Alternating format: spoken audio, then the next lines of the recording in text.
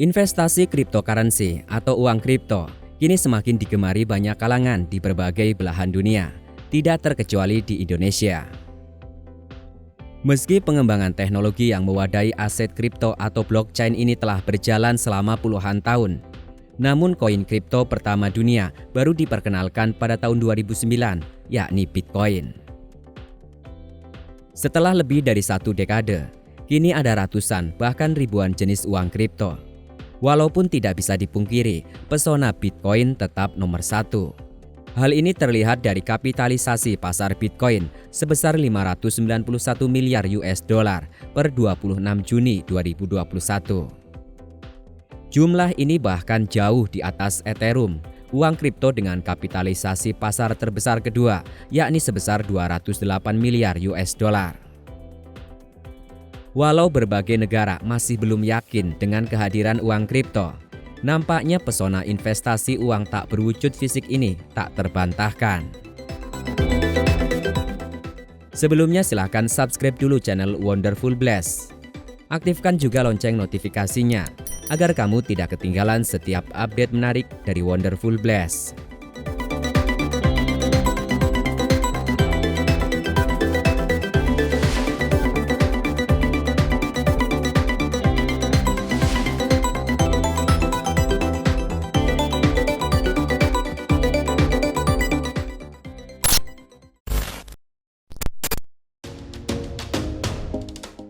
Di Indonesia sendiri, Bank Indonesia sudah memproyeksikan uang kripto tidak akan bisa menjadi mata uang sah atau legal tender di Indonesia, setidaknya hingga puluhan tahun ke depan. Direktur Eksekutif Kepala Departemen Hukum BI, Rosalia Suci Handayani, tidak menampik minat masyarakat di aset kripto.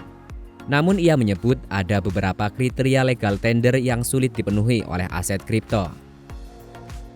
Apakah kripto atau virtual currency suatu ketika akan bisa menjadi mata uang sah atau legal tender? Saya melihat kalau di Indonesia masih jauh sekali.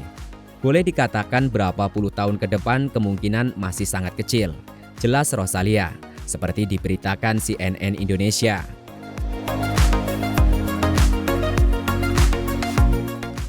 Namun investasi uang kripto tidak dilarang di Indonesia dan masih menarik banyak minat investor. Terbukti jumlah investor aset kripto di Indonesia sudah menembus 6,5 juta orang. Angka itu naik pesat dari catatan Kementerian Perdagangan pada akhir 2020 yang menyentuh 4 juta orang. Kami melihat pertumbuhan kripto sangat tinggi. Jumlah pemain pada 2020 itu 4 juta orang dan dalam bilangan bulan sampai Mei 2021, pemain di aset kripto sudah tumbuh lebih dari 50% menjadi 6,5 juta. Jelas Menteri Perdagangan Muhammad Lutfi, masih dari sumber CNN Indonesia. Lutfi memproyeksikan demam aset kripto tidak akan berhenti di sini saja. Ia menyebut aset kripto bakal menjadi salah satu bagian penting dari hilirisasi perkembangan ekonomi digital yang tidak terhindarkan, terutama saat teknologi penopang seperti jaringan 5G, Internet of Things, cloud computing, dan artificial intelligence sudah berfungsi maksimal. Melihat masa depan aset kripto yang berpotensi tumbuh pesat, Lutfi menilai perlu bagi badan pemerintah untuk meregulasi transaksi aset kripto. Dalam hal ini kewenangan ada pada Badan Pengawasan Perdagangan Berjangka Komoditi atau Bapepti.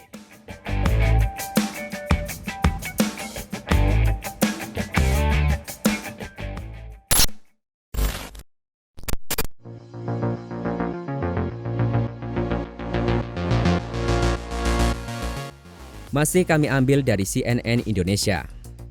Kepala Bapepti, Indrasari Wisnuwardana, menyebut sejak 2018 silam, aset kripto sudah diakui sebagai komoditas berjangka yang memiliki potensi besar menumbuhkan startup berbasis kripto, seperti platform jual beli aset kripto dalam negeri. Pasalnya, bila potensi tak mampu dibendung pemerintah, investor dalam negeri terancam mencari platform di luar negeri, dan tentunya memicu arus modal keluar atau outflow. Indra menambahkan, alasan lainnya Bapepti meregulasi aset kripto ialah untuk memberikan kepastian usaha, melindungi masyarakat, dan mencegah penyalahgunaan perdagangan aset kripto sebagai sarana tindak pidana pencucian uang. Meski menjanjikan, namun Indra mengingatkan risiko yang ada.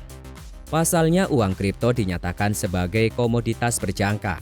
Artinya nilai dari aset tidak dapat dipastikan alias naik dan turun mengikuti permintaan pasar. Dalam hal ini pemerintah tidak dapat mengintervensi harga aset kripto, mengingat tidak ada pihak yang meregulasi seperti bank sentral dalam sistem moneter. Untuk diketahui, aset kripto dilarang menjadi alat pembayaran seperti tertuang dalam Undang-Undang Nomor 7 Tahun 2011 tentang mata uang. Satu-satunya alat transaksi sah di Indonesia ialah mata uang rupiah. Sehingga Indra mengingatkan masyarakat untuk bersikap cerdas sebelum memutuskan bertransaksi di aset kripto.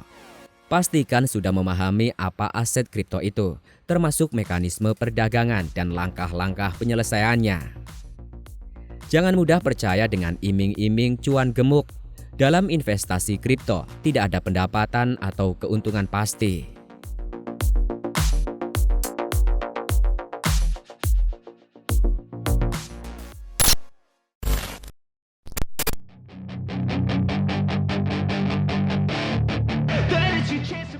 Sementara itu, CEO Indodax Oskar Darmawan menyebut umur aset kripto yang masih sangat muda. Baru sekitar 10 tahunan ini harus disikapi oleh para investor dan trader aset kripto dengan bijak. Oskar mencontohkan yang terjadi dengan jaringan internet. Menurutnya, jaringan internet membutuhkan 30 tahun untuk dapat berfungsi maksimal. Skenario sama menurut dia juga akan terjadi pada aset kripto dan blockchain. Oskar menilai masih ada inovasi yang terus bermunculan.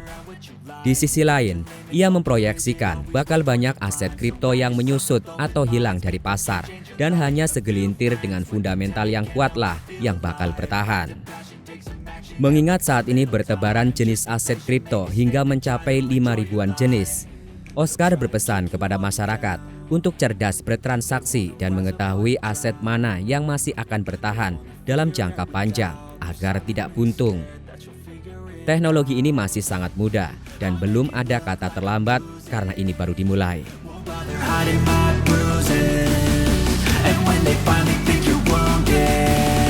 Then it's your chance to be ruthless.